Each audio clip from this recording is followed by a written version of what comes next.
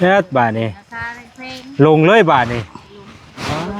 ย่างผ่านทางหมดแล้วแล้วบาทผมกลับมาใส่ตามในไทยนะลูกก็ได้เสือไหมพ่อก็ได้เสือไหมพี่น้องเอ้ยเอาออกคักในคอขับลงใส่หมกติ้งบาทนี่ใส่รถพอดีเลยข่าวกับคนเลยเสือกันเนาะเป็นกระโตอ่ะมาใส่หมกติ้งมาเป็นดิใส่หมกติ้งเสือมาเป็นดิอย่าบอกดิทางงาทางหน้านี่ดิทางงาขอเอวพอดีมันบ่ใส่บังเลยใส่ชบเลยขึ้นเทิงก็ขึ้นเทิงแค่ส่งเพื่อนบ่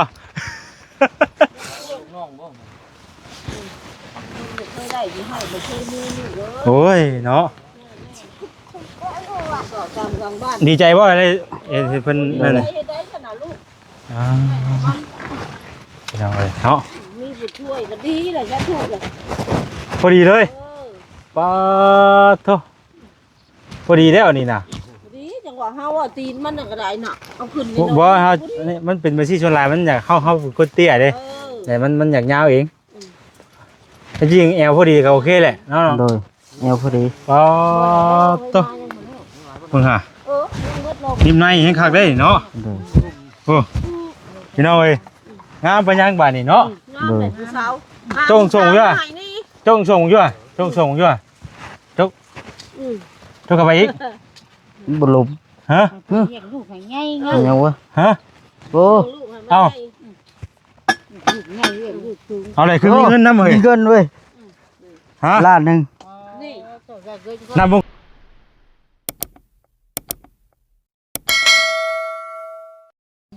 ใจได้คือหนึ่งว่ามันตายพี่น้องเอ้ย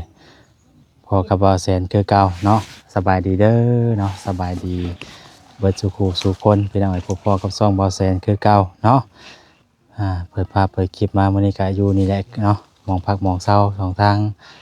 คำลานี่คือเก่าสงัดพี่น้องเอ้ยอากาศมื้อนี้เนาะสงัดอิงติ่งอยู่ป๊าดโตฮักแน่ดิรอพี่น้องเอ้ยเอ้าผลบ่เนาะยังนะสบายดีแม่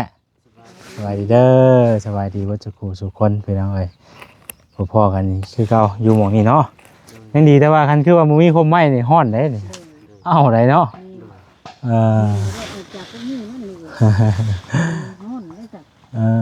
นักปีว่าเสียปีฮะย่าลูกบอกว่าแขกกะยามันจะอยากนอนมันจะอยากนอนมันจะอยากนอนมันไปนอนคำหลานลูกมันน่ะบอกแม่ละพอดียันไปยันมางาไม่นี่ก็หยุดเลยหัวแบบโดยโบแขนก็ได้เนาะเจ้าไปเลยห่อนวันนี้ก็ได้เนาะเมืองไทยแน่เนาะเมืองพื้นที่พื้นเมืองพื้นว่าคือสิมีผ้ามีผลแน่คือสิเงินหาคำคือสะดวกสบายแน่กินความอยากคือสิกินเสพนอนรับแน่มันนอกไอ้เล่ผลบ่ตกใจไปกินหน่อไม้ปีนี้จะว่าสีแดงจักเนาะโอ้ยแม่ว่าเลขเต็มที่เลยนี่สั่นนี่เลยปกติเราเดือนเป็ดเจ้าเที่ยวบ่ได้นี่ลูกเป็นได้จังว่าถ้าเจ้าเที่ยวบ่ได้ทางนี่แม่นบ่เจ้าสิออกมานี่ก็บ่ได้ตอนฝนตกคือปีกายนี่มันตกแห้งดีเลยคืออะไรเนาะมันน้ำบอกกันคือว่าฝนตกจริงๆน้ำเนาะน้ำคันว่าตกกันคือปีกายจะสมน้ำยังเป็นเคลือบน้ำค่ำเลยบวมโมปะบวมไปใส่พี่น้องเนาะเดี๋ยวใช้ทั้งน้องเพิ่นไปเอาเครื่องในรถก่อนแป๊บนึงเนาะไปน้องคำละพี่น้องพอดีซื้อเครื่องไม้เพิ่นมันก็เป็นเครื่องเสื้อผ้าเนาะเดี๋ยวสิว่าก็เพิ่นเรื่องเงินนี่แหละเพราะว่าเงินที่ว่าแสนแจ้งเพิ่นมาว่านี่แหละเนาะ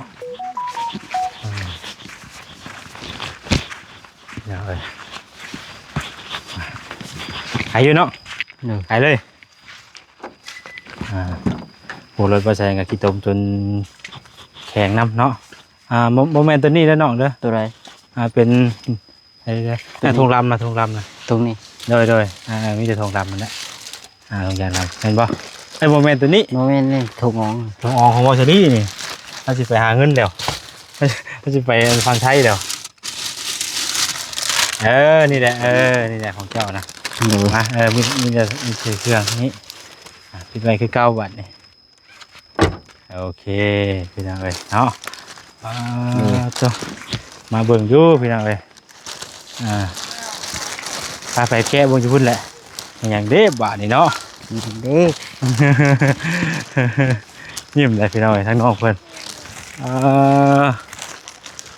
มาแสนตั้งกล้องไว้ก่อนเด้อว้าวตุ๊บมาอยู่ห้ามเบิ่งอยู่หาว่าจะซื้อยังมาน่ะนี่ผมว่าเบิ่งเด้อ เจ้า เชื้อ อันนี้พอดีอยู่บ่นี่ใส่เบิ่งอยู่หา ไอ้ของมึงนี่ 2 ชุดพี่น้องเอ้ย ว่านี่ ง่ายโอ้ยผู้ดีนุ่งกับผ้าบางอย่าง อย่าพาวอย่าพาเปลี่ยน เปลี่ยนเลยสิหันกล้องไปทางไมค์ก่อนอ้าวพี่น้องเอ้ยเนาะโอ้พอดีเลยอันนี้ น่ะโอ้ยเม็ดเด้ ยืน อยู่อยู่อ่ะ ยืน ยืนเที่ยง ท่านให้ ยืนไหม ท่านเพิ่นเอาให้ ดบโต ดบ แนมปอโตงามแท้เอ้ยนี่แนมอยู่พอเด้พอกันแนมมึงอยู่ แนมพอกันเลย เด้อ เอาได้ ได้เสืองามแท้เอ้ยนี่พอดีเลยเนาะ ผู้ดีเลยชื่ออะไร พอดีว่า2 ชุดเลยบ่ลูก2 ชุดพอได้จ้ะวันนี้พอลองเบิ่งอยู่พอวันนี้ เราเมืองพอกันเลยมีแต่ตัว ปดก้อนทงน่ะปดอยู่ห่าพงใส่มึงอยู่ห่าเสื้อ2 ตัวอีกแล้วห่า นี่จบกันลองโตอีก แพงได้บ่แสนซื้อวัดนี่ผู้ดี580,000เครื่องของลูกน่ะ100,000แต่ว่าเครื่องของพ่อจะแพงกว่า2 ตัวนี่100,000ตัวละ50,000แต่ว่าของพ่อนี่เฉพาะของพ่อผู้เดียวนะ480,000ของลูก100,000ใช่น่ะบ่แม่นแบบนั้นแก้ใช่เลยเอ้ยบ่เป็นหยังบ่แก้ก็ได้ตัวนี้น่ะตัวนี้นุ่งทมน่ะมันติ่งออกลองก่อน ได้เชื่อไหมเราเช็ดยังก็บ่ถึกบัดนี้เนาะเป็นซีซันชั่นเนาะแม่มันบ่เคยได้เลยครับล่ะเฮาบ่เคยได้เฮาแบบมันอีนั่นว่าสบายมันอยากมืดได้เนาะมานั่งอยู่พี่เป็นหยังอยู่ห่ามันมืดได้มืดเลยมันบ่แจ้งได้นั่งร้องอยู่ที่นี่อยู่ห่าบาทนี่ลงเลยบาทนี่ย่างผ่านทางผมเก่าแล้วบาดนี้ผมกลับมาใส่ได้ตามไม่ไทยน่ะลูกก็ได้เสื้อใหม่พ่อก็ได้เสื้อใหม่พี่น้องเอ้ยเอาออกคักแน่คอขับลงใส่หมวกติ้งบาทนี่ใส่รถพอดีเลยเข้ากับคนเลยเสื้อกันเนาะเป็นกระโตอ่ะมาใส่หมวกติ้งมาเป็นอีกใช่หมวกติ้งเสื้อมาเป็นอีกอย่าบอกได้ว่าโอ้ขี้ไข่เนาะมีสังกะมียังตบบ่ได้ใหม่ทั้งพ่อทั้งลูกบาทนี่ใส่มันฮอดเทิงพุ่น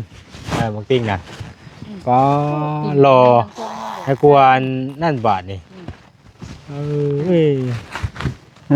ท้องสวด ดีเลยชื่อกันเนาะ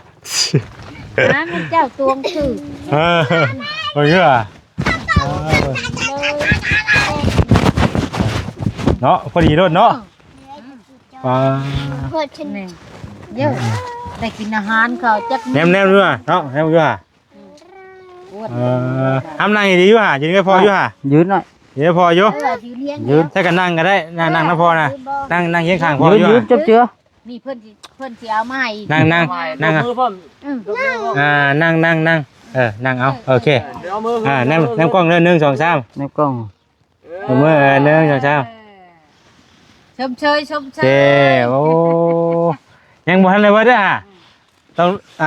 มีส่งอีกบาทนี่ใส่รองมุกอยู่น่ะเสื้อตัวนี้ได้เสื้อยืดได้ให้เพิ่นเบิ่งอยู่เพื่อให้เพิ่นเบิ่งก่อนพึ่งอันนี้พี่จะพอดีอยู่ตัวนี้กับพี่น้องเนาะอันนี้โอ้งามๆเลยเนาะเสื้องามๆเลยพี่น้องเอ้ยไอ้ทั้งหลังอันนี้ทั้งหน้าดิทั้งหน้านี่ดิทั้งหน้า โอเคพี่น้องเนาะ สิแล้วนะจักอย่างแก๊สแล้ว บัดนี้ส่งบัดนี้ โดย ให้ส่งอยู่ มีน้ำ ตัวนั่งดีครับนั่งดีดู นั่งดีๆเลยบอก ได้เสื้อผ้าใหม่พี่น้องเนาะพอแก้ป้ายออกเลยเนาะใส่ลองใส่บ่งดูมันจะพอดีจ้ะบ่ แพทย์เบิ่งอยู่จ้ะ ตาตุ่ม ฮะ รวม มันเตี้ยเนาะ พอบ่ขอเอวพอดีมันบ่ ๆโดย ใส่บ่งเลยใส่ชบเลย ขึ้นเทิงก่อน ขึ้นเถอะแค่ส่งเพื่อนบ่ น้องบ่ โอ้ยเนาะดีใจบ่อะไรเพิ่นนั่นน่ะพี่น้องเอ้ยเนาะ มีผู้ช่วยก็ดีเลยจะถูกเลย พอดีเลยป๊าดโธ่พอดีแล้วนี่น่ะ ดีจังหวะเฮาอ่ะตีนมันน่ะก็ได้น่ะเอาขึ้น บ่เฮาอันนี้มันเป็นบัญชีชนลายมันอยากเข้าเป็นคนเตี้ยเด้แต่มันอยากยาวเองจริงๆแอลพอดีก็โอเคแหละเนาะ โดยแนวพอดี ป๊าดโธ่เพิ่งหา ยังมืดลง นิ่มในยังคักได้เนาะ โดย โอ้พี่น้องเอ้ยงามปานยังบาดนี่เนาะ งามเลยผู้สาว จงส่งอยู่อะ จงส่งอยู่อะจงส่งอยู่อะจกจกกลับไปอีก บ่ลม ฮะ เลี้ยงลูกให้ใหญ่เงา เป็นยังวะ ฮะ โอ้ ลูกใหญ่เลี้ยงลูกสูง เอาเลยคือมีเงินนำเฮ้ย มีเงินเว้ย ฮะ ล้านหนึง นี่ นำบ่ก่อนนำบ่ก่อน เงินในถุง ว้าจงส่งก็มีเงินโลดนี่เบิ่งแต่ว่าเงินนั้นเจ้าจักเบิ่งดีอยู่ว่ากล้าเอาอยู่บ่ดิฮะ 1 2 3 4 5 6 7 8 9 10 นี่ล้าน เท่าไหร่ ล้านหนึง ล้านหนึง โดย เอาแล้วบาทนี่พี่น้องเอ้ย มีเงิน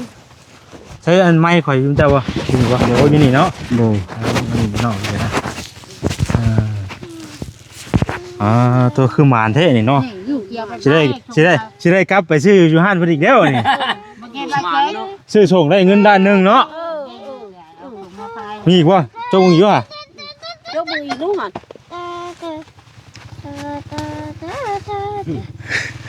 ไม่ใช่ผ้า บ่มีบาดนี่ โดย โอ้ยเบิ่นแหละโอ้ยพอดีคักดีเนาะ นี่ให้ไปละหน้ากู พอดีทั้งเสื้อพอดีทั้งส่งพี่น้องเอ้ยเนาะ ลงดับหน้าลูกกูเลยไปละเลย มีเสื้อนํพี่น้องเอ้ย บ่ได้ขึ้นมาฉันอยู่ลูกอยู่ เสื้องามๆเลยเนาะเสื้อนี่แล้วก็ งามในถุงกับงามเสือ อ๋อในธงใช้อีกว่านี่ในธงใช้อีกว่านี่ ใช่บ่ ใส่ลงเสื้อก่อนก็ได้นี่ โอ้ยจะต้องมา ตัว มันควันทงสิอ่อนให้ควัน พี่น้องเลยเนาะ ยืนนุ่มมากนี่ก็ได้ มานั่งอยู่นี่ก่อนว่าจะบอกรายละเอียดก่อนบาดนี้เนาะ โดย เฮ็ดดอกเพิ่นสิดอกกินนี่พี่น้องเอ้ยเนาะซื้อส่งก็แถมเงินจักนี่เนาะฮะซื้อส่งแถมเงินจักนี่ โดย ได้เป็นล้านเนาะ เป็นล้าน พี่น้องเอ้ยเอา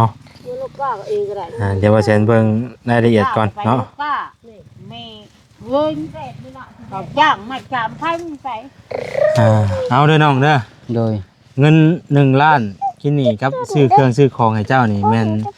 เงินที่ว่าเซ็นมาแจ้งว่านนี้ โดย 3ล้านนั่นเด้ โดย เงิน3ล้าน3ล้านพี่น้องเอ้ยเนาะที่ว่าทางผู้ใหญ่เด้อถ้าซื้อผู้ใหญ่นี่แม่น อยู่ซื่อๆในแข้ง มีซื้อลิ้นพี่น้องเนาะนี่ซื้อผู้ใหญ่เด้อเบอร์ฉันสิอ่านซื้อผู้ใหญ่ที่ว่าเพิ่นฝากเงินมา3ล้านเพิ่นฝากมา3ล้าน5แสนอีก5แสนน่ะเพิ่นให้บ่แสนเติมน้ำมันรถเนาะอีก3ล้านน่ะเป็นของน้องเพิ่นแต่วันนี้บ่แสนซื้อเครื่องน่ะเบิดไปเท่าไหร่ก็กินนี่เบิดไปบ่ฝากครับบ่ฝาก อยู่บ่ เพราะว่าพอดี580,000เนาะสปอร์ตซื้อกัน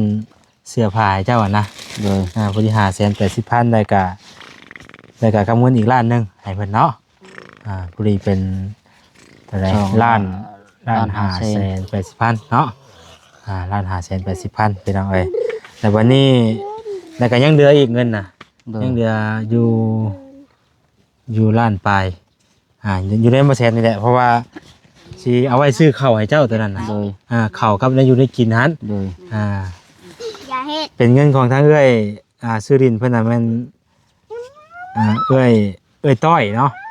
เอ้ยต้อยหรือเอ้ยอัมพรอยู่เมืองปากชันแข่งบริคำไซพี่น้องเอ้ยเนาะปัจจุบันนี้เพิ่นเฮ็ดเวียกอยู่ออสเตรเลียได้น้องเด้อเพิ่นเห็นเจ้าเพิ่นก็อยากซอย โดย เพิ่นฝากเงินมาให้บ่แสนนะ3ล้าน5แสนอีก5แสนนะเพิ่นให้ค่าน้ำมันรถบ่แสนเนาะอีก3ล้านน่ะก็มาซื้อเครื่องซื้อของให้น้องเพิ่นนั่นแหละเด้อน้องเด้อ โดย เงินที่ว่าบ่แสนแจ้งไปเมื่อวานนี่แหละ3ล้านหันเนาะแล้วก็ให้ทางเจ้าน่ะล้านหนึงนี่แหละคือตัวนี้แหละจงเอาอยู่ คือการกินน้ำเนาะ นี่อันนี้เอาเงินให้ถุงให้ไทยไว้เนาะล้านหนึงนะแต่ว่าอีกยังอีกล้านปลายนะบ่แสนสิซื้อเครื่องซื้อของมาให้เด้อ โดย ซื้อข้าวซื้อน้ำมาให้อยู่ได้กินนั่นแหละล้านปลายนะพี่น้องก็ยังอีกอยู่แต่ว่าตัวนี้นะอีกล้านหนึงเนี่ยมันเก็บให้ถุงให้ไทยไว้ให้ถุงที่ไทยไว้ให้เพิ่นเนาะ โดย นี่แหละพี่น้องเป็นเงินคือว่าฉันบอกที่นี่แหละเนาะเป็นเงินของทางเอื้อย ต้อย เอื้อยต้อยเนาะหรือว่าเอื้อยอัมพรอยู่เมืองปากชันแข่งบุรีคำไซปัจจุบันประเทศเวียกอยู่ออสเตรเลียพี่น้องเนาะแต่เพิ่นยังมีน้ำกินน้ำใจอยากซอยเฮามีแต่ว่าเจ้านี่แหละว่านี่แหละผ่านนี่แหละเพิ่นเบิ่งเจ้าอยู่ได้ โดย มีแต่เจ้าตั้งมือตั้งใจแหละครับขอบคุณขอบคุณเพื่อนเอานกมือขึ้นเด้อ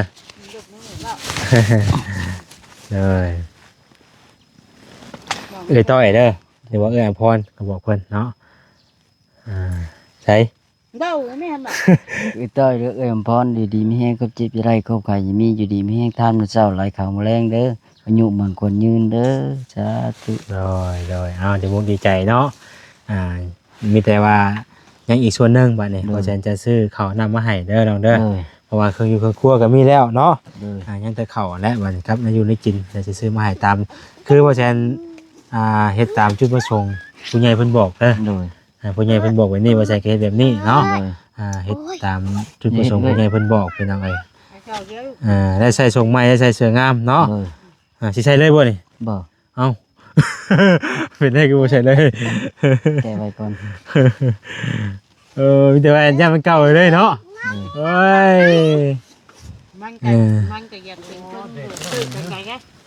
มันก็เป็นคนอยากชื่อเป็นไง ห้ามบ่ดินเด้อเด้อขึ้นไปดีขึ้นไปดี แม่แก้ว อ้าย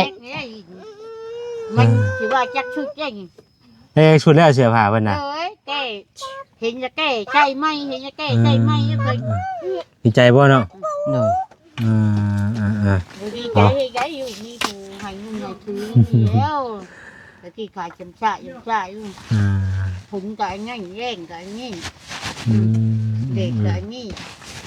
ไอ้บุญก็ง่ายอยู่บ้าน งามได้ใส่เสื้องามแล้วบัดนี้เนาะ เสืองามนะครับแพง โอ้ย แม่ก็หูจักได้คุณราคา 200,000ปลายบ่ได้นี่ แพง โดย บอกได้ เสื้อนี่ก็100,000ปลายเฉพาะของซื้อของพ่อเพิ่นน่ะ3ชุดนี่นะนี่ส่งกับเสื้อนี่3ตัวนี่ก็ทั้ง4,800แหละวันนี้บวกของลูกเข้าไปอีกชุดละ50,000น่ะนะพอดีเป็น5,800อืม เครื่อง คือเล็กน้อยครับผมผู้ใหญ่ก็อยากพ่อกันพุ่นแหละนี่เป็นชุดกีฬาเนี่ยมันก็เลยบอกนะครับว่าชุดประชีมันเด็กแพง ของเล็กน้อยแพงกว่าคุณแม่คือเกือบเนาะเกือบไม่ย่อยวะ ดีใจนะเพื่อนพี่น้องได้ใส่ชุดใหม่ชุดงามเนาะ โดย ขอบในรายการทางบ่แชนขอบคุณทางเอื้อยต้อยเนาะเอื้อยต้อยแต่ว่าเอื้อยอัมพรอยู่ทางข้างไหนก็กินดูก่อนขอบคุณทางเอื้อยต้อยแต่ว่าเอื้อยอัมพรอยู่